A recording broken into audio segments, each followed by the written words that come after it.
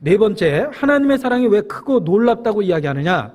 하나님의 사랑은 일시적이거나 일회적인 사랑이나 단 한 번 있었던 과거의 사건이 아니고 지속적이고 반복적이며 영원하며 변하지 않기 때문에 하나님의 사랑이 놀라운 겁니다. 사람은 일시적으로 순간적으로 한때 사랑할 때가 있습니다. 그러니까 사람 유행가 가사에도 사랑했는데 서로가 좋아서 그런 유행가 가사도 있죠. 한때 좋아했다는 내용의 가사, 그런 유행가 가사가 얼마나 많습니까? 이 세상 사랑은 다 그렇습니다. 이 세상 사랑은 일시적이고 한때 열정적으로 그럴 때가 있었지죠. 근데 지금은 아니라는 거예요. 그러나 하나님의 사랑은 그렇게 이례적이거나 과거적이거나 일시적인 게 아니라 지속적이고 반복적이며 현재적이며 영원하다는 그 특성으로 인해서 하나님의 사랑이 놀라운 겁니다. 하나님의 사랑은 영원한 사랑입니다. 과거, 현재, 미래, 그의 사랑은 영원합니다. 과거라는 입장에서는 독생자를 주셨고, 현재라는 입장에선 그분이 우리와 지금 함께 계시며, 미래라는 입장에서는 그분의 사랑이 변하지 않고 심판 때까지 우리를 보존하고 지키실 겁니다. 우리에게 담대함을 주실 겁니다. 영원히 우리를 사랑하실 겁니다. 내가 너희를 무궁한 사랑으로 인도하였노라. 이스라엘아, 내가 너희를 무궁한 사랑으로 인도하였노라. 우리에게도 말씀하십니다. 그의 사랑은 무궁한 사랑이며 영원한 사랑이며 지속적이며 변하지 않는 사랑입니다. 하나님의 은사와 부르심에는 후회가 없습니다. 우리가 변하는 거지 하나님이 변하는 게 절대 아닙니다. 우리는 미쁨이 없을지라도 그는 일양 우리 미쁘시니 그의 진실됨에는 변함이 없습니다. 그래서 하나님의 사랑이 놀라운 겁니다. 변하지 않습니다. 그가 우리를 사랑하시되 끝까지 사랑하십니다. 요한복음 13장입니다.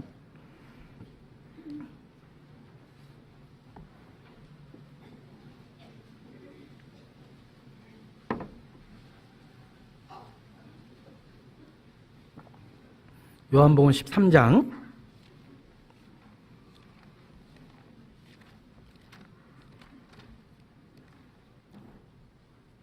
1절입니다. 같이 읽겠습니다. 6월절 전에 예수께서 자기가 세상을 떠나 아버지께로 돌아가실 때가 이른 줄 아시고 세상에 있는 자기 사람들을 사랑하시되 끝까지 사랑하시니라. 끝까지 사랑하십니다. 영원히 사랑하십니다. 하나님은 영원하신 분이요, 그의 사랑도 더불어 영원한 사랑입니다. 하나님의 사랑이 일시적으로 십자가에서 나타났던 게 아니에요. 나타났고 지금도 있고 지금 우리와 함께 거하십니다. 성령을 우리 가운데 주사 우리 가운데 거하신다고 그랬죠? 현재에도 사랑하시고 앞으로도 그렇게 사랑하실 겁니다. 변하지 않는 사랑입니다. 영원한 사랑입니다. 그래서 하나님의 사랑이 놀라운 겁니다. 우리를 구원해 주셨고 현재 우리의 신앙을 지켜주시고 보존하여 주시며 앞으로도 지켜주실 것이며 심판날에 우리에게 담대함을 주시고 우리를 끝까지 그 강한 손길로 보호해 주실 겁니다. 그가 이루실 겁니다. 그가 지키실 겁니다. 그의 변하지 않는 사랑 가운데 우리는 승리에 대한 확신을 갖습니다. 자기 신앙이 불안하지 않습니까? 혹 내가 살면서 주님을 부인하고 가룟 유다가 될 것처럼 불안한 적이 없습니까? 자기의 연약함을 보고 자기의 믿음이 흔들리고 변질될까 봐 두려워한 적 없습니까? 두려워할 필요 없습니다. 주께서 지키십니다. 그가 이루십니다. 아무도 너희를 내 아버지의 손에서 너를 내 아버지 손에서 빼앗을 자가 없다고 그러셨습니다. 그는 영원한 사랑이기 때문에 절대 변하지 않습니다. 그래서 지금도 지키시고 지금도 보존하고 지금도 우리 마음을 강건하시고 감동하시고 하나님의 사랑을 일깨우시고 확신을 주십니다. 앞으로도 그러실 겁니다. 우리에게 주어진 환경은 바뀝니다. 따뜻한 봄날도 있고 뜨거운 여름도 있고 차가운 겨울도 있습니다. 환경은 바뀌어도 함께 계시는 주님은 절대 변하지 않습니다. 그의 사랑은 지속적이고 변하지 않기 때문에 놀라운 겁니다. 로마서 8장을 보시겠습니다.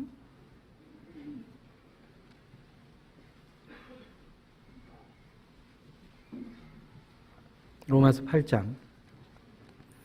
여기 5가지 의문이 나오고 그 의문에 대해서 하나님의 사랑에 대해서 확신한다라는 말로 끝이 납니다.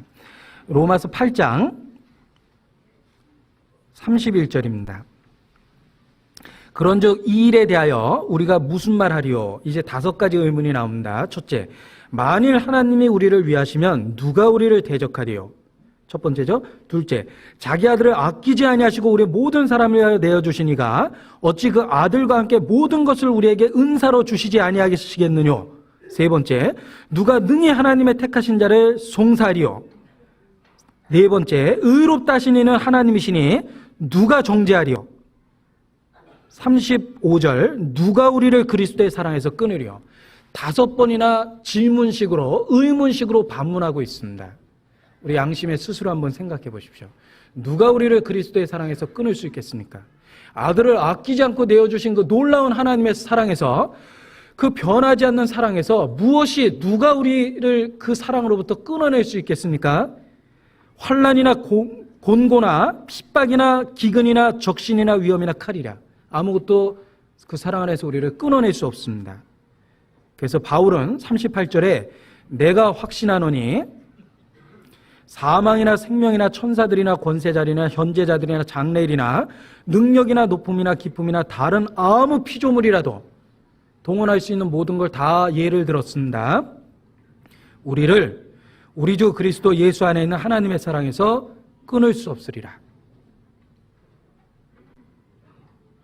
우리를 사랑하시는 우리 주 그리스도 예수 안에 있는 하나님의 사랑에서 끊을 수 없으리라.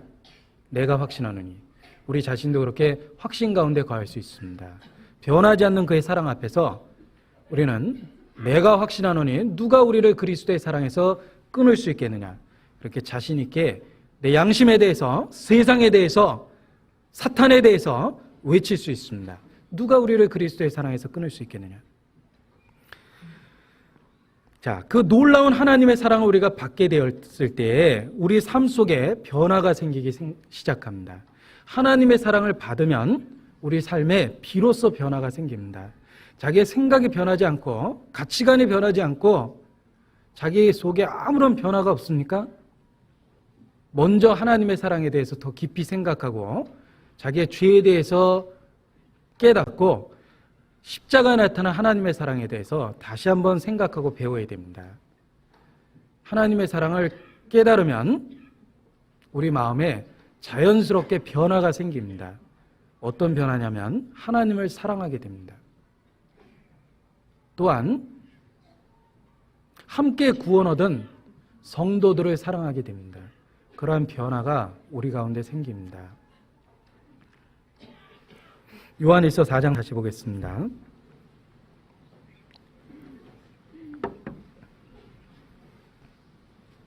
(19절)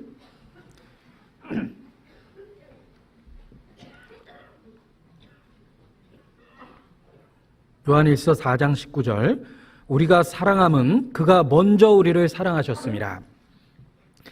먼저 사랑한 그 하나님의 놀라운 사랑을 참으로 깨닫는다면 우리는 당연한 반응으로서 하나님을 사랑하게 됩니다. 하나님을 사랑하게 된 것이 구원의 증거입니다. 우리 마음에 하나님에 대한 사랑을 갖게 됩니다. 그 사랑을 받았다라는 가장 확실한 증거입니다. 그가 먼저 우리를 사랑하신 걸 알게 됐기 때문에 하나님을 비로소 사랑할 수 있게 된 겁니다.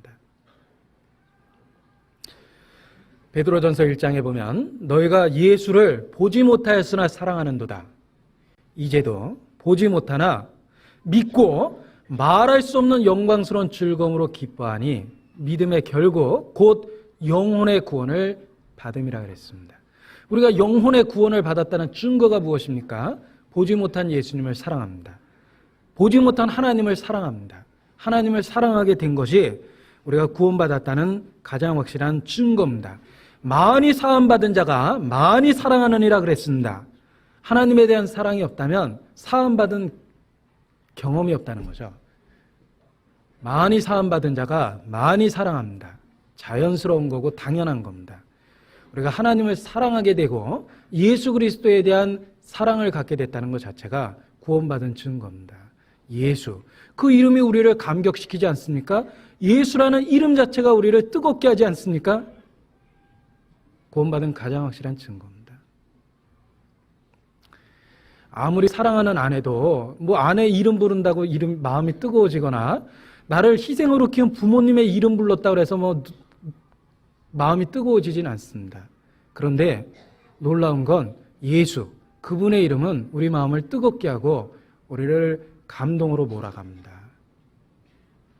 하나님을 사랑하고 예수 그리스도를 사랑하게 된 것이 정말 구원을 얻었다는 가장 확실한 증거입니다. 그러한 사랑이 없다면 사함받은 경험이 없는 겁니다. 죄가 뭔지, 속죄가 뭔지, 십자가가 뭔지 더 배워야 됩니다. 하늘에서 비가 내렸기 때문에 땅에 물이 넘치는 겁니다. 하늘에서 내린 비 때문에 땅에 강물이 흐르고 물이 생긴 겁니다. 우리의 마음이 땅과 같다면 우리 마음에 있는 물은 무엇입니까? 하늘에서 내린 것 때문에 생긴 거예요. 하나님의 사랑이 우리 마음에 부음바 돼서 우리 마음에 강물이 생기고 내가 생긴 겁니다. 빗물이 생긴 겁니다. 하나님을 사랑하는 것이 구원 얻었다는 가장 확실한 증거입니다.